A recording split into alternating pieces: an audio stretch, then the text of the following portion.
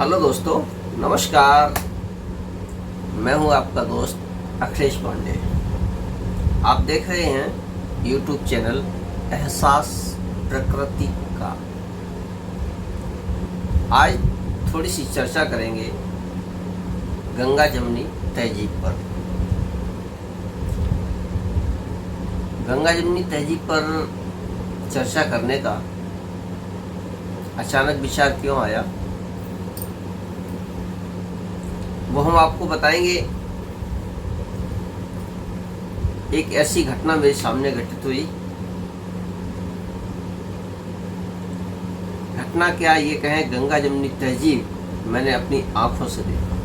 अभी तक तो केवल सुना था गंगा जमुनी तहजीब और ये वो, लेकिन देखा नहीं था। हम आपको भी दिखाएंगे। वो थोड़ी सी क्लिप मैंने शूट भी की थी और आपको भी दिखाएंगे। आपको देखते रहिए, पूरा वीडियो देखेंगे तो आपको गंगा जमुनी तहजीब दिखाएंगे भी।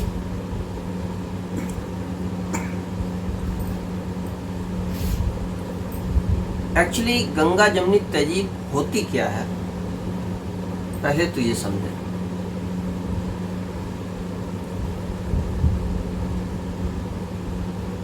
बताते हैं कि उत्तरी भारत के मैदानी इलाकों में, विशेषकर जो दोआब का क्षेत्र है, दोआब मीन्स जहाँ दो नदियाँ मिलती हैं, और नाम से आप समझ ही गए होंगे, गंगा और यमुना।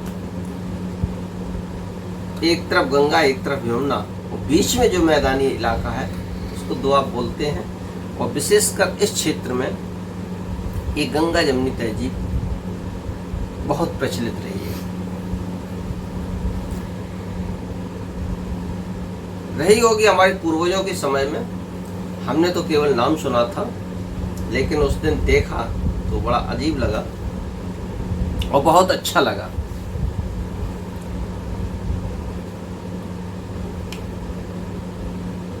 तो मैदानी इलाकों में जो दोआब का क्षेत्र होता है,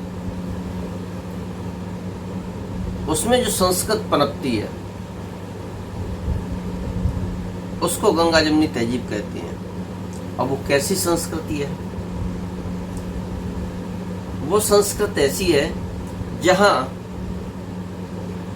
प्रत्येक समुदाय, केवल दो समुदाय नहीं, प्रत्येक जितने भी समुदाय के लोग रहते हैं, आपस में एक दूसरे की संस्कृति को बांटते हैं, आपस में एक दूसरे के दुख दर्दों को समझते हैं और उनके साथ जीवन यापन करते हैं। संभवतः उस तहजीब को गंगा जमुनी तहजीब कहा जाता है।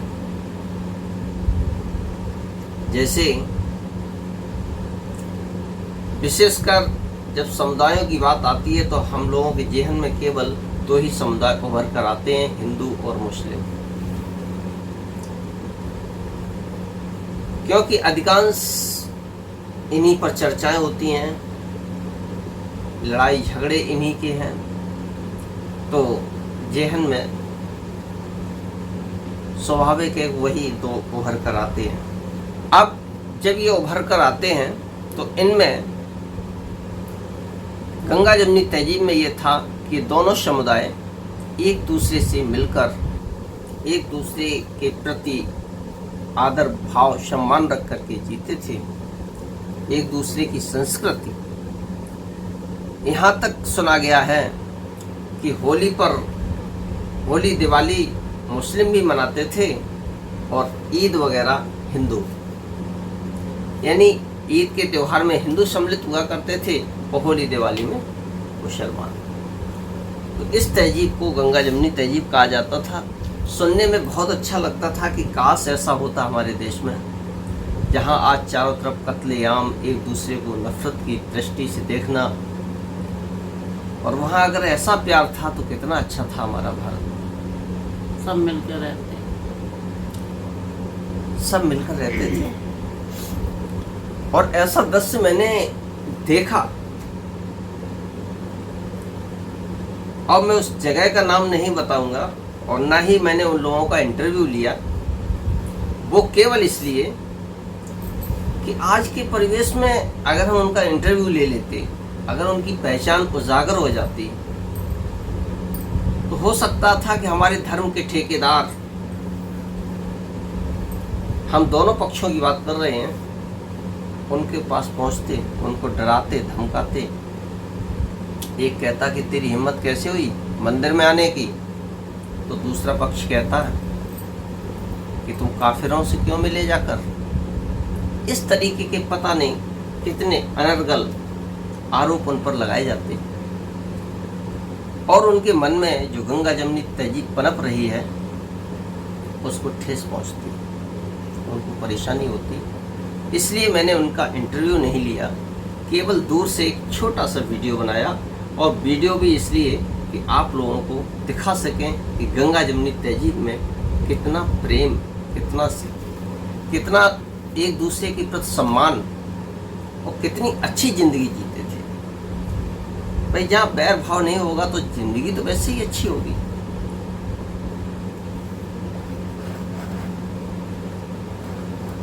पुराने समय में होता था, जैसे हमारे कबीर दास जी थे, गंगा जमनी तहजीब के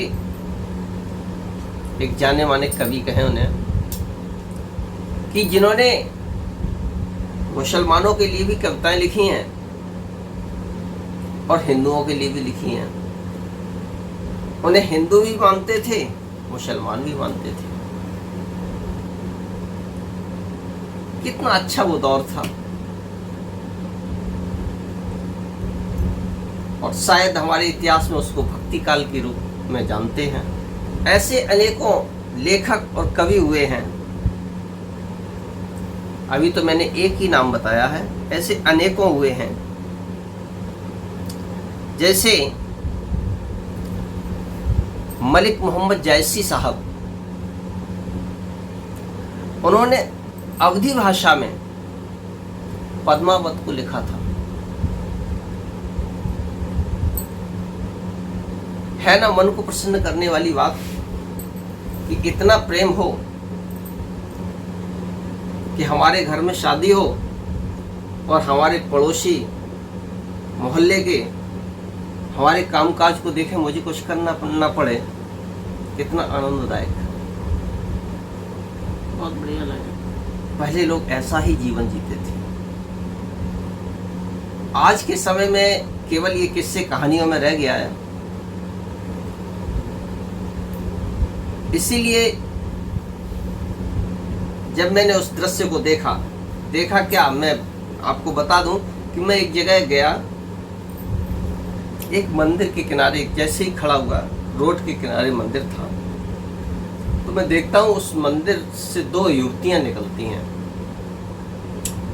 अच्छा, मैं किसी और सिलसिले में गया था तो मेरा दिमाग कहीं और था,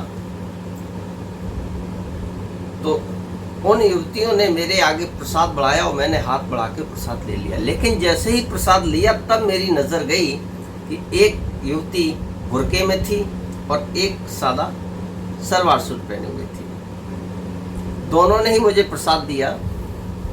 प्रसाद बतासे का प्रसाद था, मैंने प्रसाद लिया। चूँकि वो मंदिर से निकल के आई थी, प्रसाद लिया, मैंने प्रसाद ग्रहण किया। उसी समय अचानक दिमाग में आया कि क्यों ना इनका छोटा सा वीडियो क्लिक करूँ।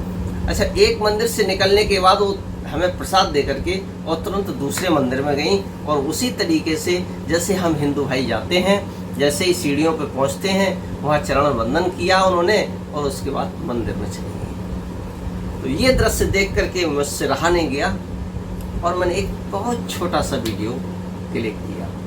आपको भी दिखाएंगे। उसी को कहते हैं गंगा जमनी तहजीब, कि हमारे हिंदू मंदिरों में हमारी मुस्लिम महिलाएं प्रसाद चढ़ा रही हैं, अपनी मन्नत मांग रही हैं।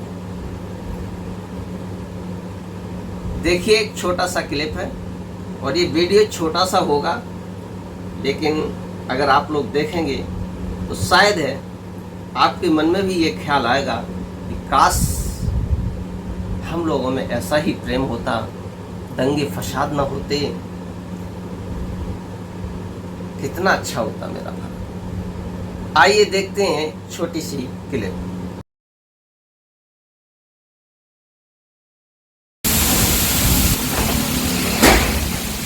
ये देखिए गंगा जमुना तहजीब की एक बहुत बड़ी मिसाल, जहाँ कुछ मुस्लिम महिलाएं देखिए मंदिर में प्रसाद चढ़ाती हुई।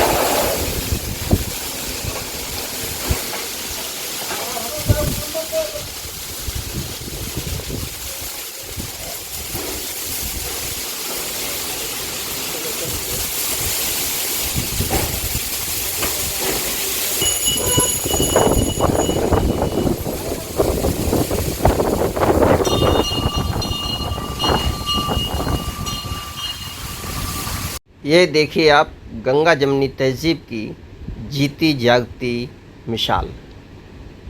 जिस गंगा जमुनी तहजीब को अभी तक हम केवल शब्दों में सुनते चले आ रहे थे, आज आप देख भी लीजिए। वीडियो देखने के लिए धन्यवाद। बने रहिए यूट्यूब चैनल एहसास प्रकृति का के साथ। जय हिंद, जय भारत, जय माता दी।